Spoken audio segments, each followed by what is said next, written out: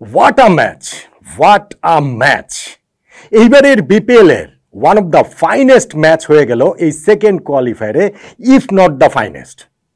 আমার কাছে শুধু মনে হয় ওই যে রংপুর রাইডার্স ফরচুন বরিশালের বিপক্ষে লাস্ট ওভারে 26 রান নিতে হবে, নুরুল হাসান সোহান 3টা ছক্কা 3টা 4-এ যে ম্যাচটা জিতিয়েছেন, ওই ম্যাচটাই প্রবাবলি এই ম্যাচের ক্লোজেস্ট আসবে যদি আপনি উত্তেজনা, যদি আপনি রোমাঞ্চ, যদি আপনি ম্যাচের এক্সাইটমেন্টটা বিচার করেন।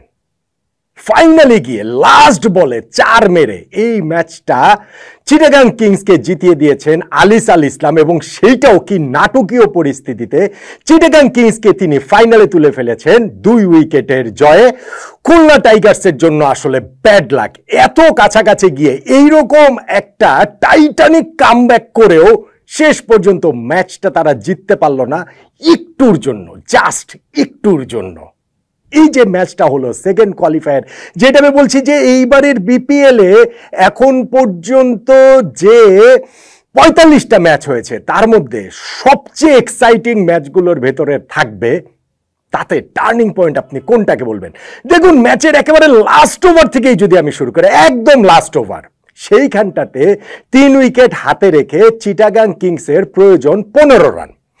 বল হাতে মুশফিক হাসান, প্রথম বলটা আরাফাত সানি 4 মারলেন, দরকার 11 রান 5 বলে। পরের বলটাতে 2 রান নিলেন, দরকার 4 বলে 9 রান। পরের বলটাতে 2 রান নেয়ার চেষ্টাতে গিয়ে যখন আলিস আল ইসলাম পড়ে গেলেন, তার অ্যাঙ্কেলটা মনে হচ্ছিল মোচকে গিয়েছে এবং তিনি আসলে আর কন্টিনিউ করতে পারলেন না, ওই একটা রানই আসলে হয়েছে। তিনি মাঠ থেকে রিটায়ার্ড হার্ট হয়ে উঠে গেলেন, মাঠে আসলেন, ক্রিজে আসলেন, সেখানে শরীফুল ইসলাম 3 বলে দরকার 8 রান। শরীফুল ইসলাম সেইখানটাতে এসে প্রথম বলেই তার ইনসাইড এজে একটা 4 হয়ে গেল, দরকার 2 বলে 4 রান। এইবার ওই 5th বলটাতে শরীফুল ক্যাচ দিয়ে আউট হয়ে গেলেন। জেসন হোল্ডার এখানে পয়েন্টে যে স্লাইস করে উপরে উঠে দিয়েছিলেন, সহজতম ক্যাচ, সেই ক্যাচটা নিয়ে নিয়েছিলেন। শেষ বলে দরকার 4 রান। ক্রিজে কে আসলেন জানেন? সেই আলিস আল ইসলাম।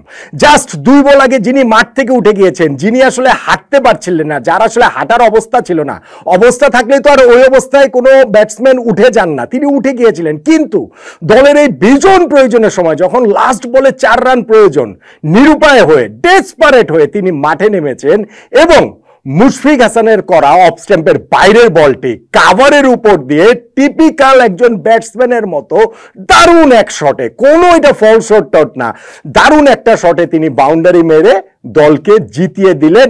তারপরে আলিস আল ইসলামের আমরা কান্না দেখেছি, পুরো চিটাগাং টিমের ডাগ আউটের উল্লাস দেখেছি, গ্যালারিতে সমর্থকদের উন্মাতাল সেলিব্রেশন দেখেছি। ম্যাচের মতো একটা ম্যাচ আসলে হলো, যেইটা আমি বলছি যে এইবারের বিপিএল এর সেরা ম্যাচ না হলেও অন্যতম সেরা, অনেকের কাছে সেরা ম্যাচই হয়ে গিয়েছে। এই যে ম্যাচটা হলো, যেই ম্যাচে জয়ের মাধ্যমে চিটাগাং কিংস ফাইনাল উঠলো, এখন তারা সেখানটাতে খেলবে ফরচুন বরিশালের বিপক্ষে। আমি জানি না লাস্ট বলে 4 মেরে চিটাগাং কিংস জিতেছে, কিন্তু ধরেন এই ম্যাচটা যদি খুলনা টাইগার্স জিততে পারতো, তাহলে আমি যে বলছিলাম তাদের যে কামব্যাকটা হয়েছে, সেই কামব্যাকটা একটা পূর্ণতা পেত। কিভাবে? ধরেন চিটাগাং কিংসের এইখানে তাদের ব্যাটিংয়ে 105 রান 2 উইকেটে তারা পৌঁছে গিয়েছিল 12 ওভার শেষে, 164 রান টার্গেটে যখন তারা ব্যাটিং করতে নামছে। ওই সময় উইকেটে 2 সেট ব্যাটসম্যান হুসাইন তালাত এবং খাজা রাফি রয়েছেন, পুরো ব্যাটিং লাইন আপনি রয়েছে। শুরুতে শুধুমাত্র 2টা উইকেট গিয়েছে, পারভেজ হোসেন ইমন আর হচ্ছে গিয়ে গ্রাম ক্লার্কের। এই অবস্থাতে ভাই 48 বলে 59 রান দরকার, হাতে 8 উইকেট আছে, এইরকম একটা পার্টনারশিপ হয়েছে। ব্যাটিং সাইড জিতবে, সহজেই জিতবে, সেটাই তো প্রত্যাশিত। খুলনা টাইগার্সের কামব্যাকটা দেখুন ওই জায়গায়, স্পেশালি নাসুম আহমেদের হাত ধরে। নাসুম ওই পার্টনারশিপটা ব্রেক করলেন, তিনি তালাতকে আউট করলেন। তারপরের ওভারটাতে এসে নাসুম হচ্ছে গিয়ে শামীম পাটোয়ারির উইকেটটাও নিয়ে নিলেন। এইরকম অবস্থায় যিনি আসলে খুবই ভয়ঙ্কর বাংলাদেশের one of the best batsman, তিনি হচ্ছে গিয়ে ওই শর্ট ফাইন লেগে ক্যাচ দিয়ে আউট হয়ে গেলেন। অল অফ এ সাডেন ওইখানটাতে 8 ওভারে 59 রান লাগতো, হাতে 8 উইকেট, 3 ওভারের মধ্যে মাত্র 12 রান তারা নিয়েছে, 2-2টা খুবই গুরুত্বপূর্ণ উইকেট হারিয়েছে। ফলে 5 ওভার শেষে দেখা গেল, মানে শেষ 5 ওভারে তাদের প্রয়োজনীয়তা দাঁড়ালো 47 রান।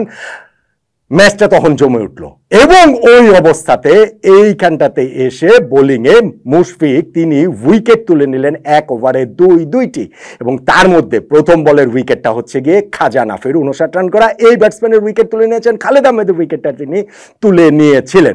ফলে ওইখানটাতে গিয়ে দেখালো 5 ওভারে 47 রান প্রয়োজন, হাতে আছে হচ্ছে গিয়ে 6 উইকেট, তারপরে 4 ওভারে 42 রান প্রয়োজন, হাতে আছে 4 উইকেট। লাস্ট হোপ হয়েছিলেন ওইখানটাতে চিটাগাং কিংসের ক্যাপ্টেন মোহাম্মদ মিঠুন, তার উইকেটটাও যখন হাসান মাহমুদ তুলে নিলেন। 3 ওভারে 34 রান প্রয়োজন ম্যাচ জয়ের জন্য, তখন কিন্তু ভাই খুলনা টাইগার্সই ফেভারিট। ওই জায়গাটাতে এসে ওই ওভারটাতে জেসন হোল্ডারের করা ওভারটাতে আলিসাল ইসলাম একটা 4 মারলেন, একটা ছক্কা মারলেন, 2 ওভারে 21 রান প্রয়োজন। ম্যাচটা আবার খুবই একটা ব্যালেন্সড অবস্থায় এসে বললো, কিন্তু 19 নম্বর ওভারটা হাসান মাহমুদ যে করলেন একটা অসাধারণ ওভার তিনি করেছেন, বাংলাদেশের সেরা ডেথ বোলার যে তিনি হয়ে উঠেছেন সেইটার প্রমাণ হাসান মাহমুদ আরো একবার দিলেন। ওই ওভারটা থেকে মাত্র 6টা রান আসলো, 2 ওভারে 21 থেকে লাস্ট ওভারে 15 রানের প্রয়োজনীয়তার সামনে দাঁড়িয়ে গেল চিটাগাং কিংস এবং ওই সময় আবারও ম্যাচ জয়ের ফেভারিট হয়ে গিয়েছিল খুলনা টাইগার্স। তারপরে লাস্ট ওভারে কি নাটকীয়তা হলো সেটা তো বললাম। আপনি দেখেন যে 105 2 উইকেটে শেষ 48 বলে প্রয়োজন 59 রান, হাতে আছে 8 উইকেট। এই অবস্থা থেকে চিটাগাং কিংসের কলাপসটা করতে বাধ্য করে খুলনা টাইগার্স ম্যাচটাকে এমন জায়গায় নিয়ে এসেছিল যে শেষ 6 বলে 15 রান প্রয়োজন, হাতে তাদের 3 উইকেট আছে। তখন তো আসলে খুলনা টাইগার্সই জয়ের জন্য ফেভারিট, কিন্তু শেষ ওভারের নাটকীয়তায় আরো নির্দিষ্ট করে বললে ভাই লাস্ট বলের নাটকীয়তায় ভাই পুরো ওভারটাই বলতে হবে।